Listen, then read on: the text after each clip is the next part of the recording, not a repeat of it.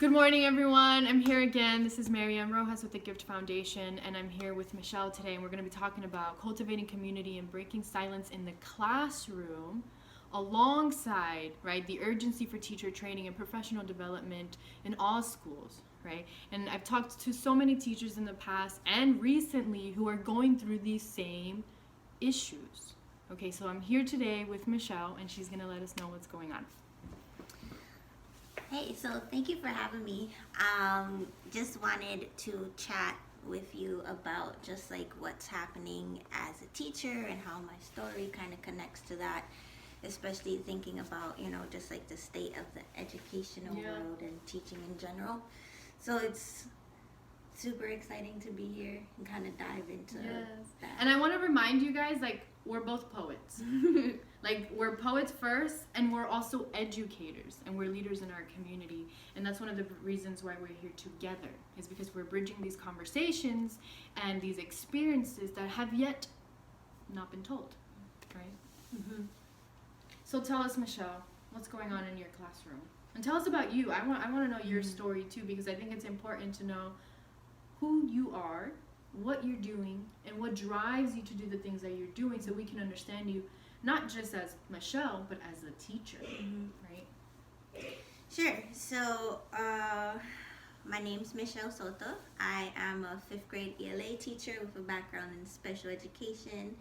Have been teaching for about 3 years now. And I think a lot of the things that are going on in my classroom are related to like things I've experienced as a student too, or like in the school that I work at. So yeah, what are some of those things that you experienced in the classroom? Right now I think my school is it's a charter school. It's going through the renewal process, which has been very stressful, but I think there's a lot of issues that are coming up that aren't new, but because we're under a microscope right now, it's like really been prevalent, and it's very high stress. It's affecting the students and how teachers like me are feeling, and especially thinking about special education, kind of teaching in a school with predominantly students of color, and kind of seeing where students are not getting the services they need, or teachers don't have the capacity to provide that, or even the training. And it's now that the network that I work for, I think, is kind of seeing what we've been talking about. Okay. And so a lot of that bleeds into just the vibe of the school and the social emotional learning in the classroom, right? So for me, like listening to what you're saying, what I did with my students when I started addressing more directly this emotional learning is through stories. I had my students every day write their story, to add to their story. And a lot of my students who were not performing at the state standards or even above whatever level they were at the year before, writing their story elevated their performance in my classroom, right? So that's been tough because we haven't given the emphasis and the power to the personal story in the classroom more often, right? So tell me about how you're cultivating community in your classroom, and how does the individual student participate in your classroom in that individual project? Sure. I think it's so interesting that you talk about how you've cultivated that, because we also have taken time to share our stories, either verbally, even just during the day in our class, having time to share how they're feeling. My co-teacher and I like preserve time for that. And also, we have things like journals, and we're writing our stories and like, important moments in our lives. And a lot of the projects that we've been doing that connect to what we're reading are like creating something like an identity box where they can share big moments in their lives, and they can present it to the class.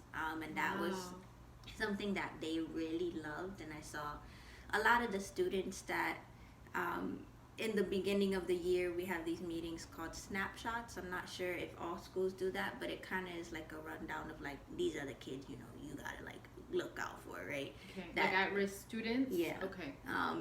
Those were the students that during these times where we were sharing our stories were, you know, being the most artistic. They were presenting their work, and you know, administrators were really surprised, but my co-teacher, same story. Yeah. Keep going. You know, and my co-teacher and I were like, you know, we've been doing this for a while, so we know their story, and we know the, you know, the capacity and how capable they are. And even just at one point we were reading Esperanza Rising, yes. and they had a chance to recreate that story and put themselves into it. And we had like mini plays with props in the classroom. And so we really try to create spaces like that, where they can imagine themselves and be creative, and it being like interdisciplinary. And then when you bring SPED into it, with like, it just is a very dynamic space, and they're able to be really invested in the work. Yeah. So this is really powerful. Like what you're doing in your classroom is very powerful, and I know many other teachers are doing the same thing. We're putting emphasis and we're putting priority on the personal story to help us dive into learning our students profoundly at a level where we're causing change in the brain, right? Learned behaviors, learned habits, right? We can't control what's going on at home, but we could definitely guide how the classroom can look like, right? A lot of my students, exactly what you're saying, we had a list, we knew what students needed us the most, and we said, how can we reach these students, right? And we did, and those students on my campus were silenced, right? It was this world where we had no idea that these students at risk had potential, right? And it just took a belief, and it took a teacher. Being one of the only women of color teachers on my campus, a lot of my students came, Miss, you get it. Like, Miss, you just get me, Miss. Like, Miss, I turned in work for you because you get it. You understand. And what they're saying is, you heard my story. So you understand from where I operate from, right? So how do you see these stories changing the dynamic in your classroom as a teacher? And then being a teacher, being a woman, like an empowering woman in the classroom. I think I see students really be invested in reading in ways I haven't seen before, or not that I haven't seen, in ways they have not experienced in the classroom. And they'll come to me and say, I really love this book. I'll see them reading during lunch, and the excitement. A lot of my students tell me like the same thing, like, oh, you just get us, right? They sometimes say things like, you're almost like a kid too. Yes, like you match me, like we got the same frequency. Yes. And it's, you know, they're like, you laugh with us, you talk with us. And a lot of times my school is, the administrators expect us to be very performative in front of the kids, right? Always standing up and putting on a show kind of thing. And in my classroom, oftentimes we're in conversation, and sometimes administrators will come in and be like, where's Miss Soto? And my students are like, she's right there, like she's talking to us. So it kind of shifts. They feel like at home in our classroom, and they push other teachers like, well, in Miss Soto's class, it is fine, like we can do that. They feel safe. Yeah. They feel safe. And this is a very common narrative when I'm thinking about the cultural factors from where I come from. Who would I wanted as a teacher, right? Someone to understand my story, understand that I don't operate from the same place every single day.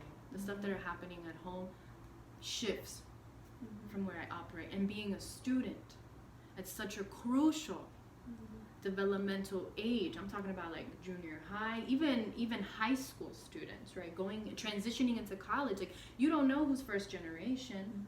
Last year, the graduating class on my campus, everyone was first generation. There was probably maybe like 3 that were not. And as they walked on the stage, first generation. And I'm like, what are we doing? What are we doing to break this cycle of continuously just first generation students, right? So as a teacher, as a woman of color, a lot of my teachers say, Miss, you get it. Like, you get it. You look like me. I have students who come into my classroom, Miss, you look like me, so I feel like I can talk to you right now. I was like, spit. Yeah. Right? Spit. And there's a lot of factors in my classroom and dynamics in my classroom that I pull from my personal experience. And then my students begin to open. It's like watering a flower, right? Because there's a sense of safety, a sense of comfort with your English teacher,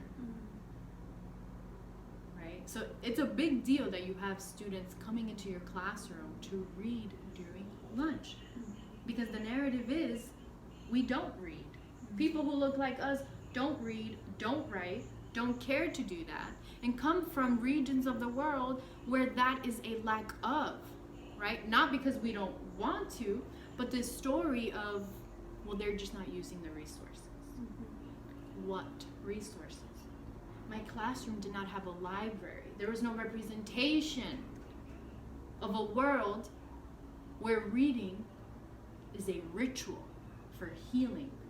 So what I'm hearing in your story is that your students are finding healing in your classroom. What can you tell me about that? What can you tell me about that in your classroom? Yeah, I think my students have shared that they feel like they can express themselves in my classroom, and with me, they can be themselves. And I have a lot of students who are English language learners who recently or might have recently immigrated from another country, and just a lot of them are Spanish speakers. So even bringing that into the classroom brings healing, of being able to speak in Spanish and have those conversations. And just one thing that we navigate a lot is lack of space in my school. It's 2 schools in one, which in New York is very common. And just the act of creating space for them, or creating space for them to take a minute to express themselves or whatever they need, helps them heal. And it helps, I think I even am able to heal too, because I'm able to be my full self. And be honest with them, and they see me when I'm frustrated. I come in, I might be stressed out about something else, and I can name that, and it creates space for us to move forward. Instead of I realized through teaching, I think I just repressed a lot of my emotions, and so once I began, teaching in the way I wanted to with my students, I could heal from that. Also understanding they're not acting as my therapist, but I could still be my whole self with them, which is super important. Yeah, so healing is not just happening with the students, but it happens with the teachers as well. I have a very similar experience. Many times when students come into my classroom, I want to have a one-on-one conversation. Or when they show me what they wrote, a poem, I have students passing me fold up poems, Miss, here, read that during lunch. Miss, here, read that during lunch. It's like a black market of poems coming around, where students are thirsty to be heard. To be heard, right? And at that age, at least for me, my junior high, they're like little entrepreneurs, and they have no idea. They're coming up with all these ideas, and I'm like, oh my goodness, you can make bank, you can make bank, you can make bank, right? But they're so in their world where everything is so possible, but they also feel the limiting. They feel it because we feel it, right? So when I have a lot of these conversations, very similar to you, the knowledge exchanged is healing.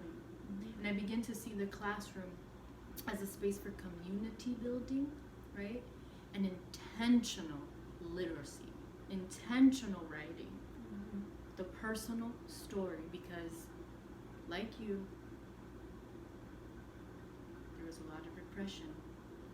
So as a teacher, not just remembering those, but being able to summon that experience, pull the lesson, implement it, and then use it as a literacy strategy, I'm probably going to reach 50% of my students.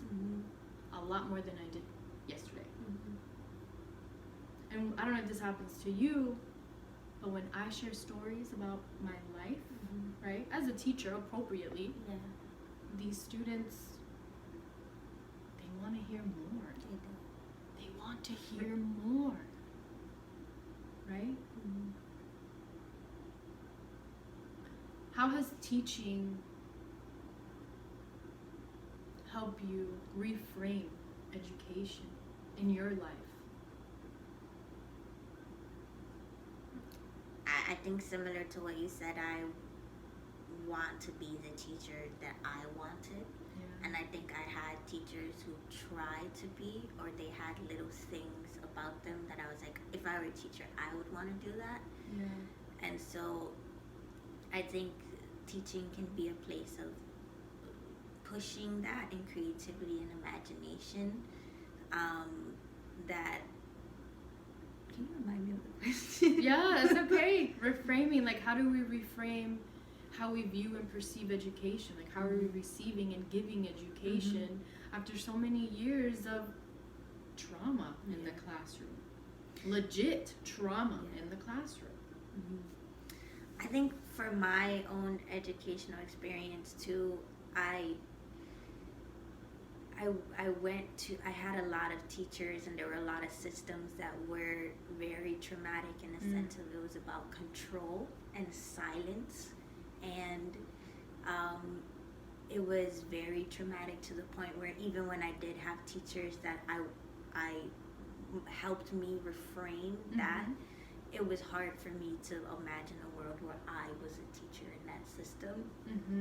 And so I think now being a teacher and kind of pushing against that and creating space for my students allows me, it kind of is healing for like my younger self too, like your inner child even, right?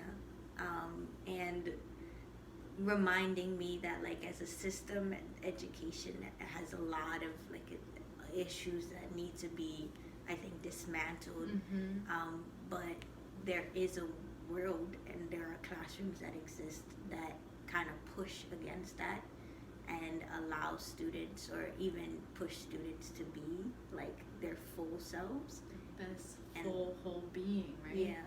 And I think that for me is, as someone who's a poet and also a community organizer, it is a part of like my own learning and what I can like bring to the work I do as a poet, but also, it's kind of like a circle. It is a circle. It's a cycle, right? And tell me more about poetry, like your poetry in the classroom, because I bring my poetry into the classroom, and my students write poetry. They love poetry. So how do you integrate poetry in your classroom? So I think I, for a while, like as a teacher, was worried about being a poet as a teacher because of the administration's reactions to it, and almost like as a poet, I've experienced like not getting compensated for my work. So once administrators, or even other people just found out, oh, you're a poet, you can do this extra thing that's not your job. So I tried to keep those two worlds separate, and with the exception of with the exception of in my classroom, my students knew that I was a poet, but other unless we were friends, other teachers did not really know.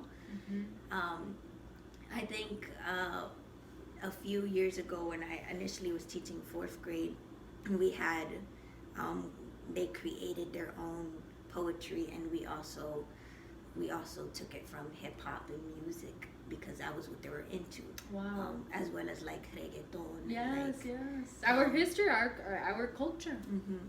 So we were able, we analyzed album covers. Yes, to we did the same. And we had like a reading at the end, and it was run by the students, right? Yes. And they asked me to perform, so I did. And they were like, there was a student recording as well. And I saw my students who, again, the students that administrator said, watch out for them. Watch out for them. Were Yeah. like running this reading, they were performing, they were making rhymes off of their brain, like out of nowhere. So that was an incredible experience. And I noticed that this year too, like my students, I teach for like an hour and a half block, and they have breaks in between, and that's something I've really advocated for my students as well. And they would just like be together, like making rhymes and making beats, and a lot of times as a sped teacher in these meetings, like they'll be like, oh, there are always beats and moving, and Yes. and it's like music, like they're making music and poetry. And so what I want to do this year is because when I did the poetry unit with my fourth graders, it was mostly me that created it. I'm really thinking about what it would be like for students to be involved in that process. To collaborate. Wow. Yeah. Like giving some autonomy to the students, or a say, right? Like wow, like disrupting the silence between the curriculum and the student. Basically breaking that wall down. That's beautiful. How do you think how can you do that? What are you thinking?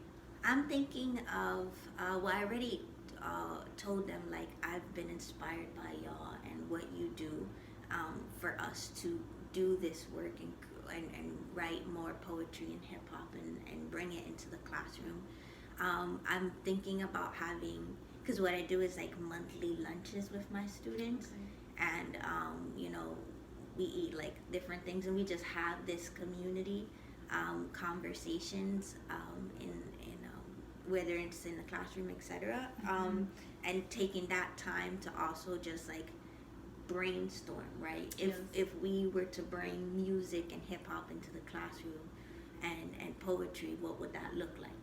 And we have notebooks in my classroom, and they know they can just write and draw in it, and they have like rhymes and poems already, and they can pull it whenever they want.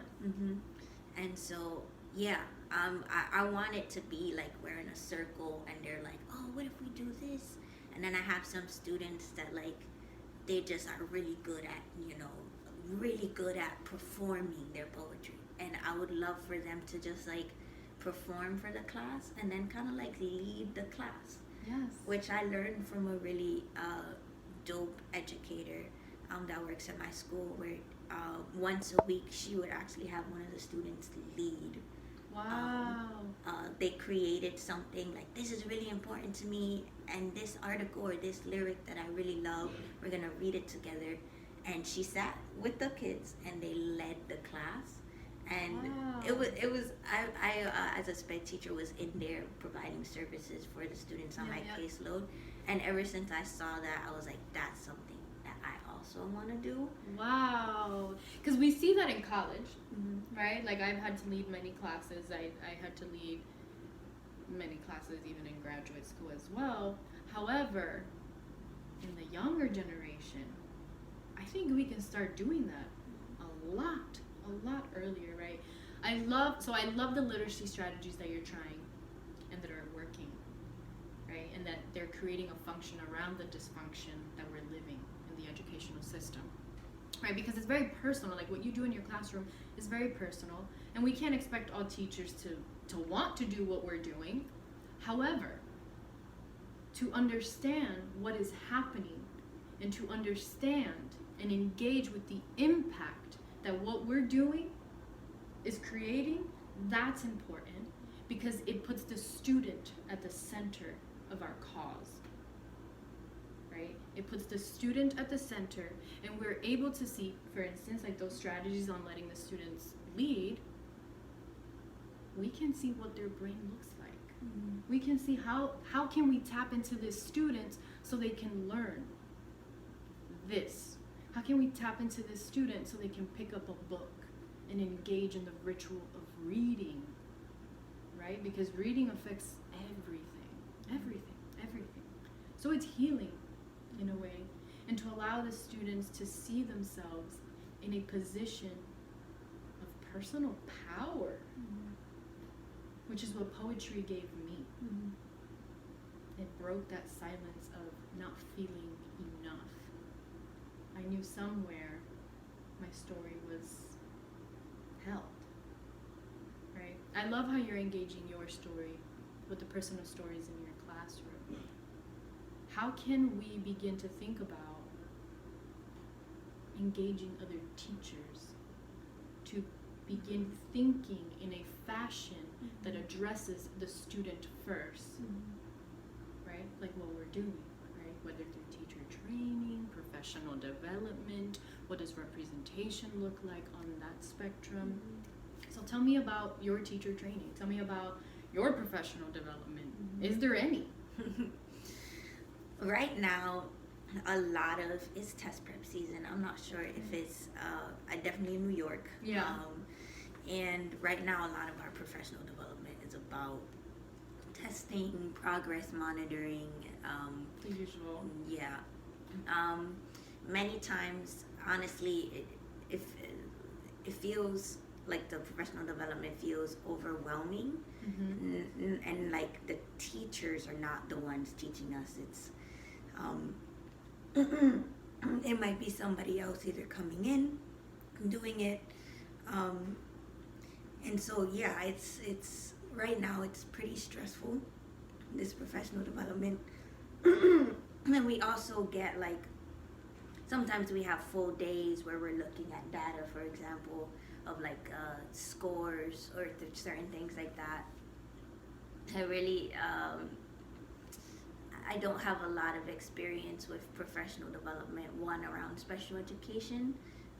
Many times it's because the dean of inclusive learning or the coordinator has all of our caseloads and is also teaching classes and is just very overwhelmed. It's not really a priority, to be honest.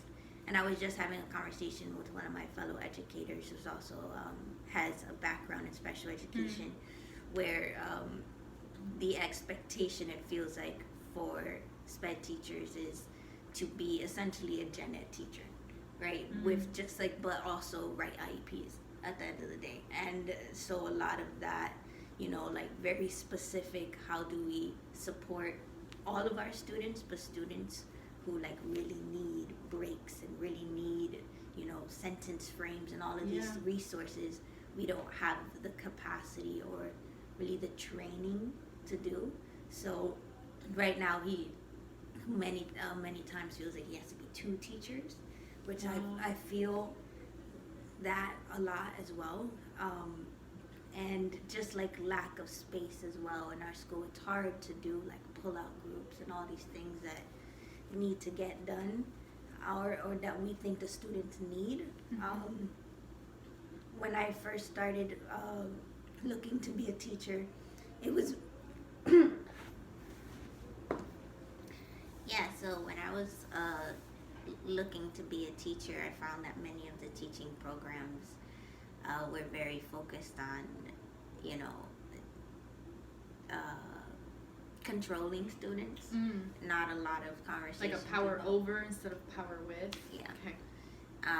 Also, a lot of times I found programs that were basically bringing people, a lot of times white people, into communities of color, and then the teachers wouldn't stay for a variety of reasons. And it was, in my own educational experience, that was in itself traumatic, having a lot of teachers leave in the middle of the year, or very frequently having teachers who really were kind of like just trying it out, and then they would leave, and then they would do something else, like they would be doctors somewhere else.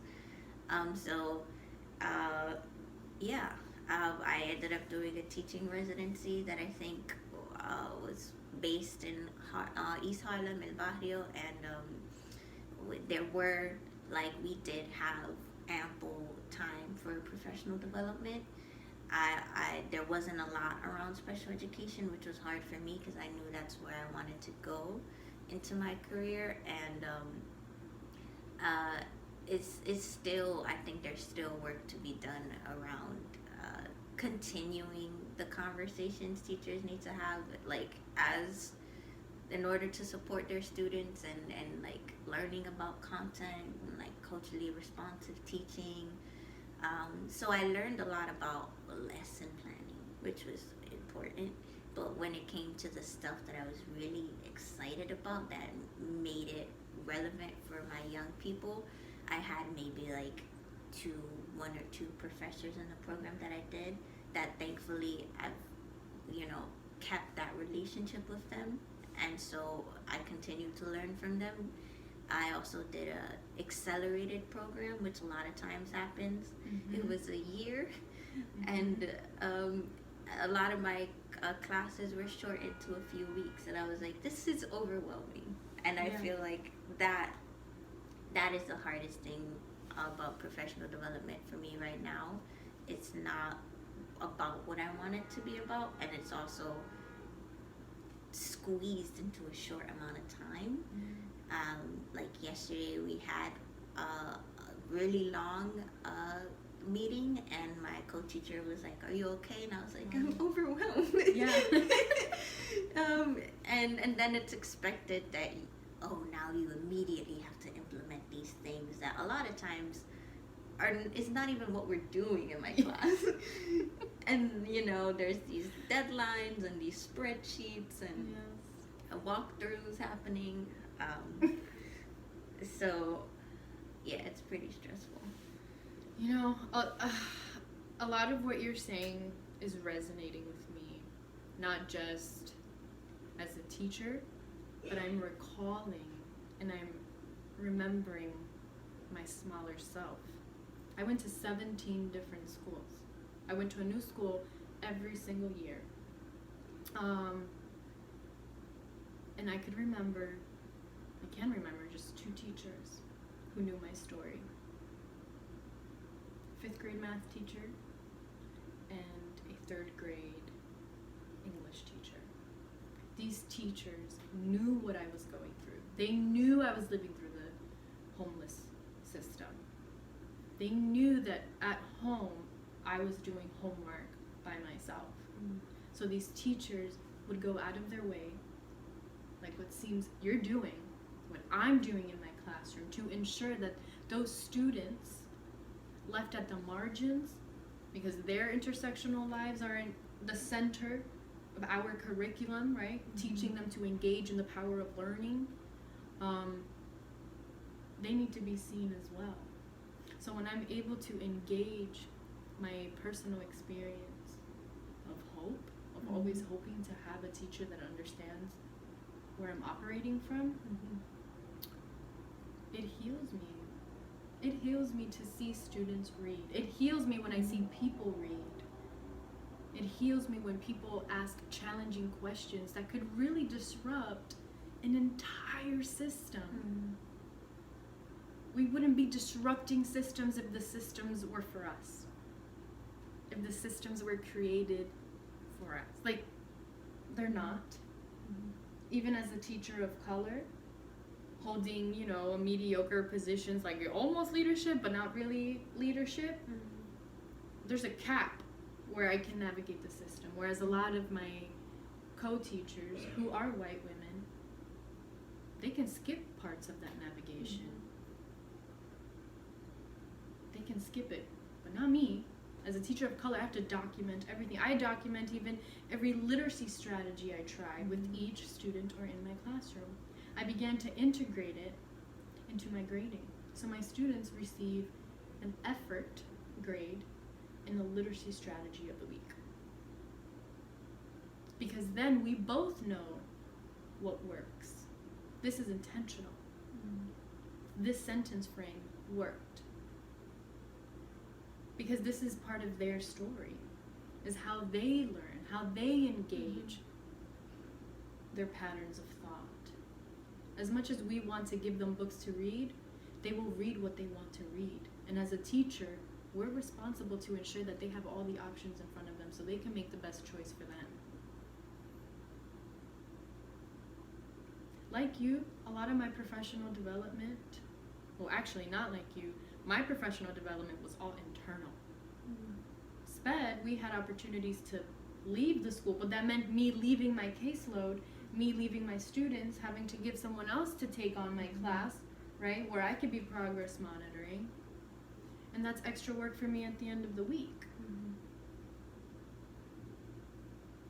And it's the people as well. We got to think about the structural systems in our schools, right? Like, who are creating these professional development opportunities? Who are writing the training?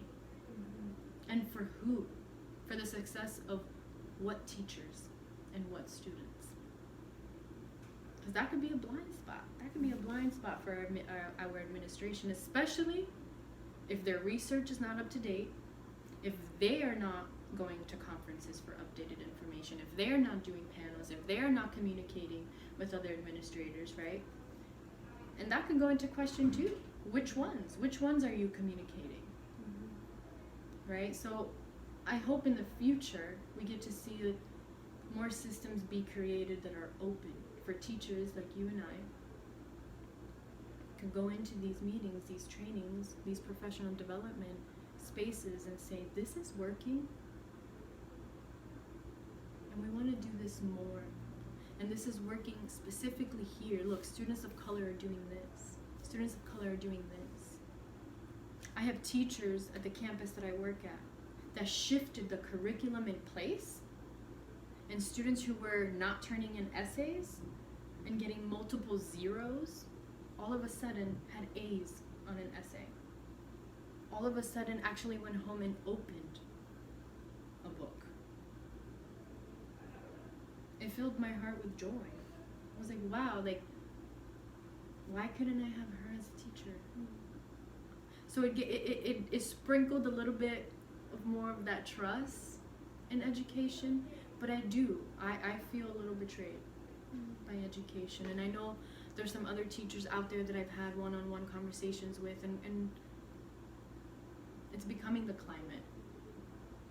It's becoming the climate, and it scares me because I'm an aunt, and my nieces and nephews, when they see me, it's let's read a book. Like, I've become the symbol of reading for a lot of my nieces and nephew. And I do wonder, like, how are they learning in their classrooms? Like, who's their teacher? Yeah. Wow. How are you going to continue doing this work, Michelle? Like, how are you going to continue healing the classroom? Because what it sounds like is that there's trauma in our classrooms. There's a lot of traumas not being addressed. At my school, they only hired college counselors. And it's one of the reasons why many of my students, even on my caseload, when I suggest and recommend to go see a counselor, no, miss, I tried it already. Remember, we can't physically pick them up and take them there. I have to understand that there's a safety concern. And I think a lot of those safety concerns could be met and addressed in the story, in the stories of our students. Not silencing them for sure, not assimilating them for sure, and not changing them for sure, just so we can meet a larger story, a larger narrative, just so we can meet a mission, right? A mission statement or whatever. And how do we meet the needs of the individual student? And perhaps because we are special education teachers, that's how we're thinking, right? How do we meet the needs of the individual student? But that individual student also contributes to the collective memory in the classroom. It's powerful. It's powerful stuff that we're going through in our times. And teachers, we're going to continue to ask questions, and a lot of us are going to hit the front lines. It's already happening. It's going to take different forms and different shapes. It's going to sound different and look different wherever you go. But it's happening. I think it's happening. Yeah. What would you like to share with us?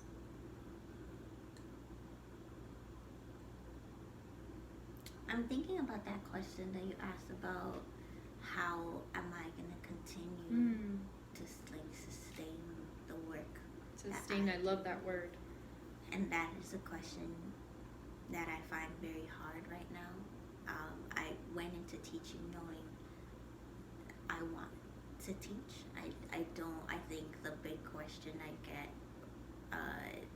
in general is like, okay, but what next? Are you going to, move up, etc.?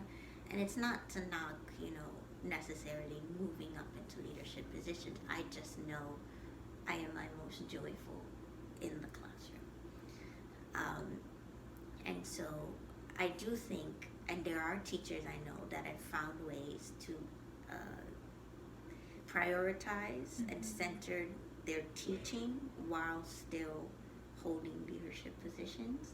But for example, my principal, she told me this week, she said, like, deep down, what I love is teaching. And sometimes it is hard for me to be away from the classroom, but because I have to be in these other meetings, and so I do think something's got to give, right? I think right now, because I feel very overworked, and because I feel like the way the school that I'm working at and other schools that my friends work at, the direction it's taking is to be, overwork teachers even more, be more controlling, more professional development on testing, and be looking at the extra labor, the unpaid extra labor, and the unseen extra unpaid labor. I think that is, what is, I am like wondering about the question about how to continue this work. I think a part of it is kind of keep it, like, finding those moments that when they happen, and like you're saying, documenting them. And one, I think as a sped teacher like that, it's kind of a part of the job, but also I've been working on just documenting these moments just because, like, they exist, right? And now they're an archive. Yes. Here are pictures of the work my students are doing, and then even being able to connect it to goal tracking. Like, you're saying they can't do this thing, but I'm saying they can. I'm seeing this, though. And just, like, having those moments of joy and difficult questions and moving forward with my students is what sustains me.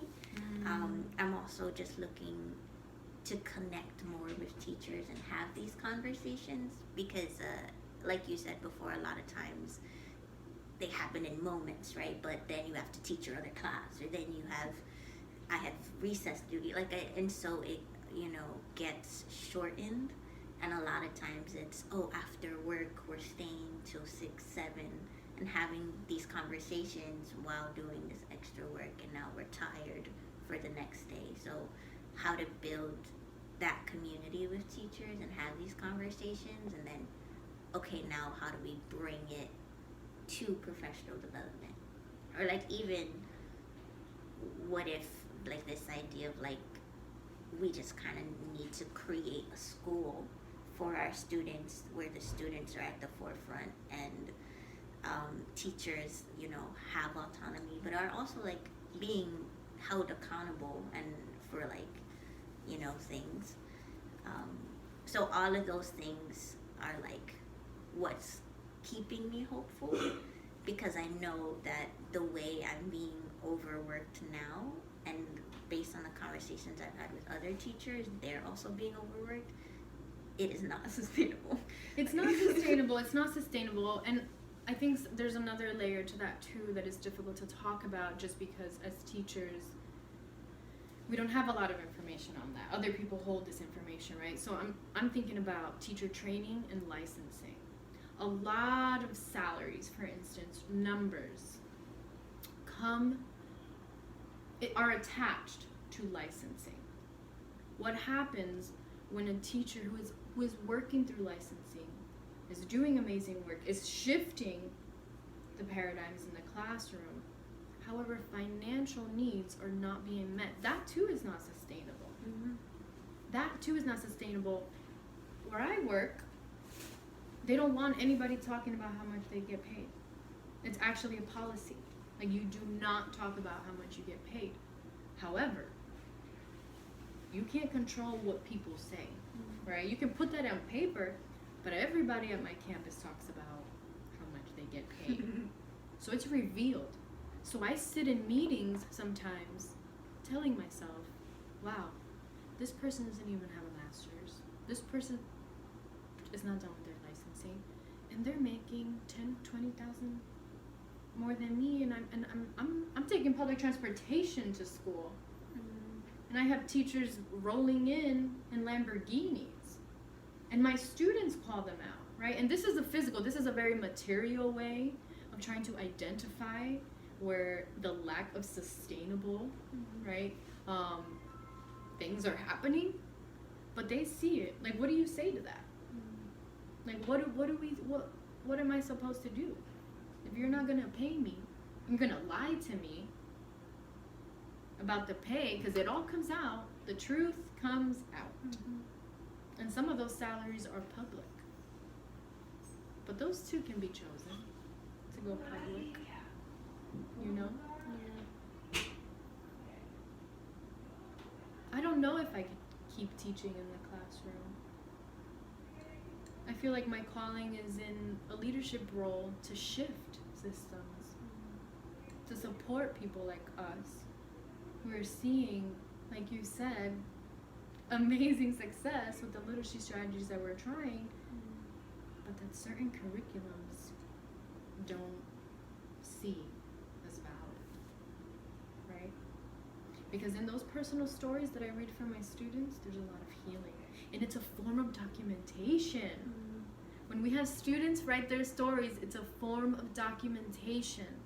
That after you read it, like now we are held accountable to address this.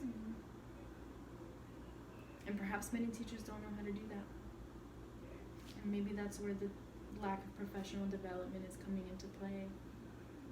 I mean, I had a counselor at my campus not know what the term xenophobia meant. Authorized, signed it, and allowed students, innocent students, to put inspirational quotes all around the school, and xenophobia was a hashtag. The fact that a counselor did not understand that, and it was needed to be explained, I was hurt. I was hurt. Michelle, thank you. Thank you so much for sharing your stories. Thank you for sharing the stories of your students. Thank you for breaking silence. Thank you for going live, to be honest, because that's hard. The stories that we share are the ones people don't want to talk about, or they just happen behind the door and never make it out. Never make it out, and the victims are our students, because we're their advocates. So thank you. Thank you so much. I do want to end by reading something from your mind is what your brain does for a living. And so I'm going to read this really quickly because Michelle and I connected over this paragraph. Unrepaired ruptures involve emotional pain. Other emotions, all of which are built on the basic emotions of love, anger, grief, and guilt, quickly become layered on top of the pain. When the trauma remains unrepaired, these emotions remain with you, but you may not be aware of them. Often, you repress them with defenses, which blocks you from fully experiencing them because your conscious mind finds them unacceptable. Not only do these unrepaired traumas become part of your programming, so do the emotions layered on top of them and the beliefs you draw from your interpretation of the traumas. These elements of the past embedded in your programming contribute to dysfunctional behavior in the present. This makes me think about my experiences as a student and now my experience as a teacher and a leader and a community organizer. Poetry for me is personal. The politics is personal. You know? And a lot of these emotions and traumas that we're seeing manifest in the classroom are some of the same ones that I went through. I don't know how to ask for help. I don't want to let anybody know that I didn't understand this excerpt. It's true, I've never felt like I needed to read a full book because I never read a full book. I have students who've never opened a book. And then I gave them Elizabeth Acevedo's The Poet X, and this girl came back the following day and said, I finished the whole book last night, Ms. Rojas. Which one's next? She cried in front of me. She cried because she finished a whole book. I broke a cycle. I helped her break her cycle, right? Often you repress them with defenses, which blocks you from fully experiencing them because your conscious mind finds them unacceptable. I think about my students at risk. I think about the behaviors that begin to manifest and show what the student is really feeling inside. And how can we tap into that? Yes, we can look at restorative discipline. We can look at restorative justice as a form of literacy. But are all schools doing that? No, they're not. They're not. So thank you. Thank you everyone for being here. Please go read this. I love this book. It's amazing. It really helps us just change the way our brain is programmed. And please reach out if you guys have any questions, know any other teachers who want to share this story, have a story, please let us know, and thank you.